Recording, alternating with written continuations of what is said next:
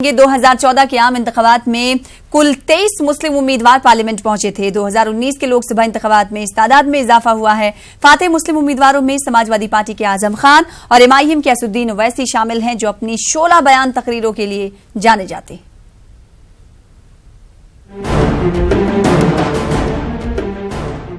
2014 के मुकाबले इस बार मुल्क भर से जीतकर पार्लियामेंट पहुंचने वाले मुस्लिम उम्मीदवारों की तादाद में इजाफा हुआ है।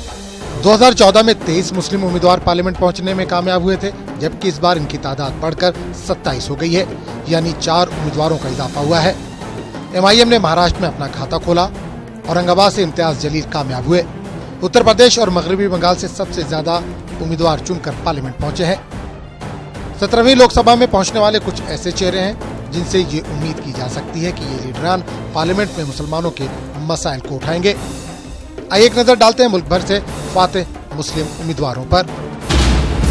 बारपेटा से कांग्रेस के उम्मीदवार अब्दुल खालिक ने जीत दर्ज की। आसाम डुबरी से एआईयूडीएफ के बदरुद्दीन अजमल कामयाब हुए। खगड़िया से एलजेपी लीडर चौधरी महबूब अली पार्लियामेंट पहुंचने में कामयाब रहे। किशनगंज से कांग्रेस लीडर डॉक्टर मोहम्मद जावेद ने कामयाबी दर्ज की। जम्मू कश्मीर के अनंतनाग से जेकेएनसी के हसनैन मसूदी पार्लियामेंट पहुंचने में कामयाब रहे। बारामूला से जेकेएनसी के मोहम्मद अकबर लोन भी पार्लियामेंट में पहुंचने में कामयाब हुए। श्रीनगर से डॉक्टर फारूक अब्दुल्ला ने एक बार फिर जीत दर्ज की। अलापुजा से सीपीआईएम लीडर एएम आरिफ जीत दर्ज करने में कामयाब रहे। पुरानी से आईयूएमएल के लीडर ईटी बशीर पार्लियामेंट पहुंचने में कामयाब रहे। मलापुरम से आईयूएमएल के पीके कनहल्ली कट्टी भी पार्लियामेंट पहुंचने में कामयाब रहे।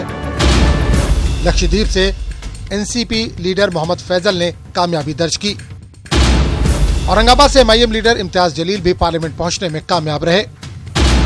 फरीदकोट पंजाब से कांग्रेस लीडर मोहम्मद सादिक ने भी कामयाबी दर्ज की। नवाज कानी ने रामंतापुर से अपनी जीत दर्ज कराई। हैदराबाद से एमआईएम लीडर असदुद्दीन ओवैसी एक बार फिर पार्लियामेंट पहुंचने में कामयाब रहे।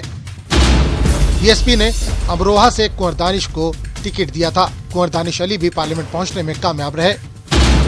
वहीं गाजीपुर उत्तर प्रदेश से बीएसपी की टिकट पर किस्मत आजमाने वाले अफजाल अंसारी को भी शानदार जीत हासिल हुई। मुरादाबाद से SP leader doctor ST Hasan ने कामयाबी दर्ज की। समाजवादी पार्टी के सीनियर लीडर मोहम्मद आजम खान ने रामपुर से जबरदस्त जीत दर्ज की। सहारनपुर से BSP leader Haji Fazlur Rahman parliament पहुंचने में कामयाब रहे। संभल से शफीकुर रहमान बर्क एसपी के टिकट पर कामयाब हुए। मगरबी बंगाल के आरामपुरा से TMC leader Afreen Ali parliament पहुंचने में कामयाब रहीं। बशीरहाट से टीएमसी ने नुसरत जहां को टिकट दिया था, वो भी पार्लियामेंट पहुंचने में कामयाब रहीं। जहांगीपुरा से टीएमसी उम्मीदवार खलीलुर रहमान भी पार्लियामेंट पहुंचने में कामयाब रहे। मालदा जुनूब से कांग्रेस उम्मीदवार अबू हाशिम खान ने शानदार कामयाबी दर्ज की।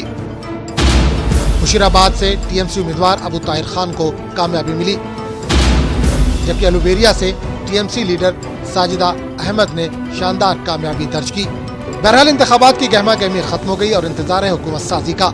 एक तरफ वजीर आजम ने सबका साथ, सबका विकास और सबका विश्वास का नारा एक बार फिर बुलंद किया है, वहीं अक़लियत भी पुरुम्मीद है कि हुकूमत इनके मसाइल की तरफ ध्यान देगी।